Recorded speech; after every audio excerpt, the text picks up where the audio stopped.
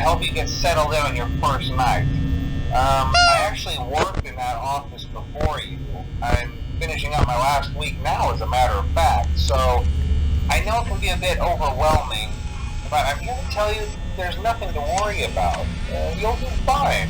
So let's just focus on getting you through your first week, okay? Let's see. First, there's an introductory greeting from the company that I'm supposed to read. It's kind of a legal thing, you know.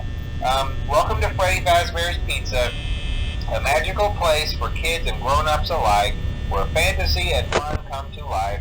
Fazbear Entertainment is not responsible for damage to property or person. Upon discovering that damage or death has occurred, a missing person report will be filed within 90 days or as soon as property and premises have been thoroughly cleaned and bleached and the carpets have been replaced. Blah, blah, blah. Now, that might sound bad, I know, but there's really nothing to worry about. The animatronic characters here do get a bit quirky at night, but do I blame them? No. If I were forced to sing those same stupid songs for 20 years and I never got a bath, I'd probably be a bit irritable at night too. So remember, these characters hold a special place in the hearts of children and we need to show them a little respect, right? Okay. So just be aware, the characters do tend to wander a bit. They're left in some kind of free roaming mode at night. Something about their servos locking up if they get turned off for too long. They used to be allowed to walk around during the day too, but then there was the bite of 87. Yeah. It's amazing that the human body can live without the frontal lobe, you know? Now, concerning your safety, the only real risk to you as a night watchman here, if any, is the fact that these characters, if they happen to see you after hours, probably won't recognize you as a person.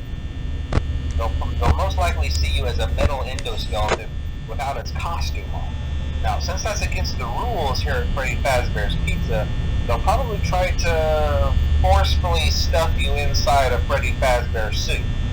Now, that wouldn't be so bad if the suits themselves weren't filled with cross beams, wires, and animatronic devices, especially around the facial area.